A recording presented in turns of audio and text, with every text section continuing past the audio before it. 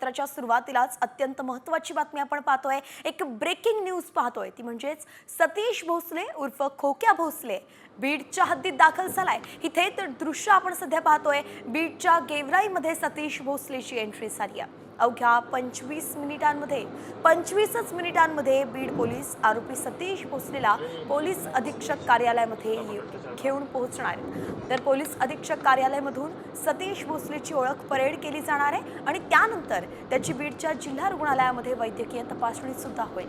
वैद्यकीय तपासणीनंतर सतीश भोसलेला बीडच्या शिरूर कासार तालुका न्यायालयामध्ये हजर केलं जाणार आहे।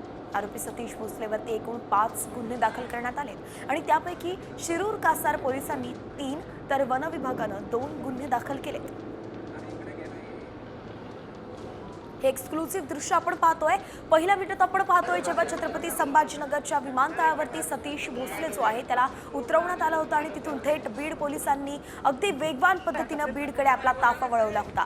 तर दुसरी दृश्य आपण पाहतोय, साम टीव्हीवरती एक्सक्लुसिव्ह दृश्य तुम्ही पाहताय। बीडच्या हद्दीत सतीश भोसलेला घेऊन पोलीस दाखल झाले आहेत आणि थोड्याच वेळात अगदी 25 मिनिटांमध्ये पोलीस मुख्यालयात त्यांना हजर केलं जाईल। त्यानंतर त्याची ओळख परेड होणार आहे, मग त्यानंतर वैद्यकीय तपासणी होईल आणि त्यानंतर न्यायालयात आज त्याला हजर केलं जाईल। नेमकं कोर्ट काय बोलणार, कोर्ट काय कारवाई करणार पाहावं लागणार आहे। योगेश काशीद आपले प्रतिनिधी आपल्यासोबत जोडले गेलेत। योगेश, अगदी काही क्षणामध्ये बीडच्या मुख्यालयात जे आहे पोलीस घेऊन पोहोचणार आहेत खोक्या भाईला।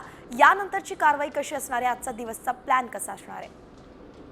सतीश उर्फ खोक्या भोसलेवरती शिरूरच्या कासार पोलीस ठाण्यामध्ये वेगवेगळ्या स्वरूपाचे 5 गुन्हे दाखल आहेत। त्यापैकी 3 गुन्हे हे पोलिसांनी दाखल केलेले आहेत, तर 2 गुन्हे हे वन विभागाने दाखल केलेले आहेत। आणि सतीश उर्फ खोक्या भोसलेच्या पर्यागराजमधून पोलिसांनी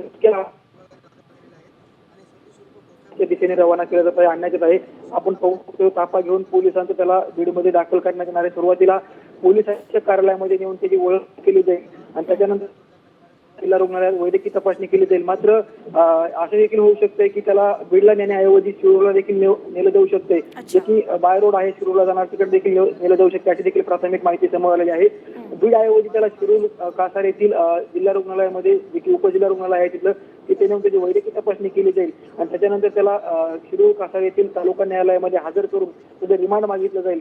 मात्र संपूर्ण प्रक्रिया पाहायला गेली तर खोक्या भोसलेने जे काही काळे कारनामे केले त्याचं काल घर देखील वन विभागाकडनं तोडफोड करण्यात आलेलं आहे किंवा तोडण्यात आलेलं आहे। ज्या जागेवरती त्यांनी अतिक्रमण केलं, त्या जागेवर त्यांनी घर बांधलं होतं ग्लास हाऊस, ते देखील अतिक्रमण हटवण्याचं काम वन विभागानं केलेलं आहे। मात्र ही मोठी कारवाई म्हणावी लागेल।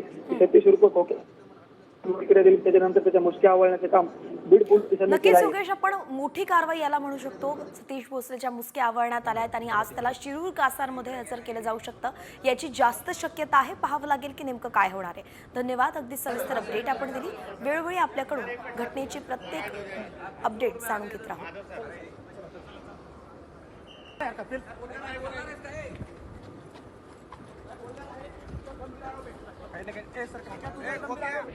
तर आमदार सुरेश धसांचा गुंड कार्यकर्ता सतीश भोसले उर्फ खोक्याला 2 वर्षांसाठी हद्दपार करण्यात आलाय।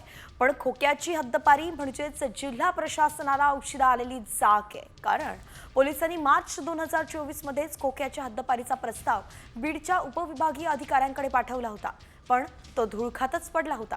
आता खोक्याचे कारनामे समोर आल्यावरती 1 वर्षानंतर त्याला हद्दपार करण्याचा निर्णय घेण्यात आलाय।